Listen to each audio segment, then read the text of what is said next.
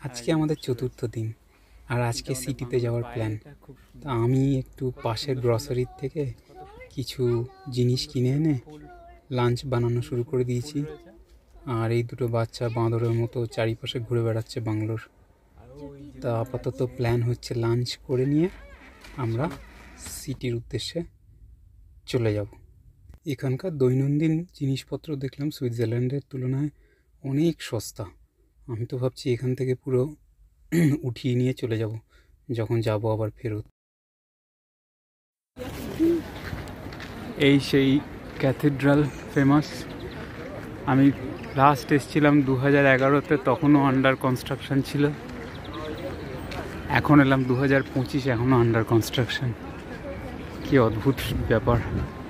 এখন আবার বলছে 2028-এ কমপ্লিট হবে।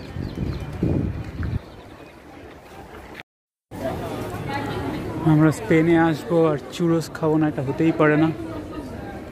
তাই আমরা চুরোস খেতে যাচ্ছি। এখানের একটা খুব ভালো নাকি চুরোসের আছে, খাবার জায়গা আছে, সেখানে আমরা চুরোস খেতে যাচ্ছি। বার্সেলোনা সিটিতে ড্রাইভ করে একটা খুব সুন্দর জিনিস শিখলাম।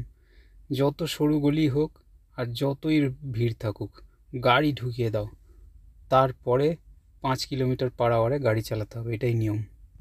যাকে 2 কিলোমিটার হাঁটার পরে আশা করি এই দোকানটায় চলে এসেছি চুরোসের। যদি না হয় তাহলে পাবলিক ধোলাই খেতে হবে আমাকে। আই হোপ যেন এই দোকানটাই হয়। যাক, চুরোস আর কিছুই না, ময়দার কিছু ডেলা। এই সেই দোকান, আর কোনো ভয় নেই, বসে পড়েছি খেতে। কিন্তু এখানে দেখলাম সবাই তাড়াহুড়ো করে খেয়ে বেরিয়ে যাচ্ছে, এত ভিড়, তাড়াতাড়ি করে বিল দিয়ে দিচ্ছে। তো যাই হোক, আমাদের এই সেই খাবার আসতে চলেছে। এই যে সেই খাবার, আর তার সঙ্গে একটা লিকুইড চকলেট। চলে এসেছি নেক্সট ডেস্টিনেশনে, পার্ক গুয়েল। এটা এখানকার একটা ফেমাস ট্যুরিস্ট স্পট। তো বেসিক্যালি ওই বার্সেলোনায় একজন বিশাল বড় আর্টিস্ট বা আর্কিটেক্ট ছিল গাউদি বলে, যে পুরো বার্সেলোনার যত আর্ট আছে, আর্কিটেকচার আছে, সব বানিয়েছে। ওই সাগ্রাদা ফ্যামিলিয়াও ওই ভদ্রলোকই বানিয়েছে। তা ও ওই পার্কটাকে বানিয়েছে। তাই এই পার্কে আমরা ঝটাপট চলে এসেছি, কিন্তু এসে দেখি সাংঘাতিক ভিড় পার্কে, তাও আবার মোস্টলি স্টুডেন্টসদের। তা পার্কের একটা জায়গার থেকে খুব সুন্দর এরিয়াল ভিউ পাওয়া যায়।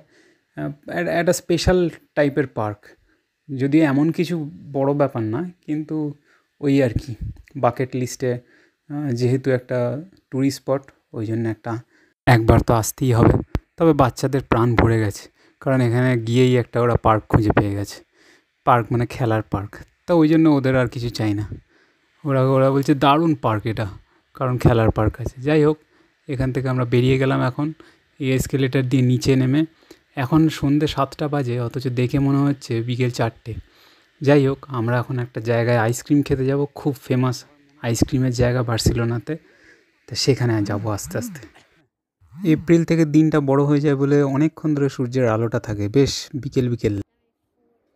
আর আমি এত সুন্দর আইসক্রিম পার্লারটার ভিডিও করতে ভুলে গেছি, তাই ছবি দিয়েই কাজ চালাচ্ছি। যাই হোক, পার্লারটা খুব সুন্দর দেখতে, একটা স্পেস টাইপের থিম করেছে, খুবই সুন্দর। কিন্তু এখানে আইসক্রিম অর্ডার করলাম, আইসক্রিম খাবার পরে দেখলাম এরকম দেখতে হয় না একটা আইসক্রিমটা। আইসক্রিম খাবার পরে দেখলাম পেট প্রচুর ভরে গেল। তবে আইসক্রিমটা খুব সুন্দর ছিল, কিন্তু পেট এত ভরে গেছে আর ডিনার করবো না। রাত্রি 9টা বাজে, সোজা ক্যাম্পিংয়ে যাব এখন। আবার পরের ভিডিওতে দেখা হবে।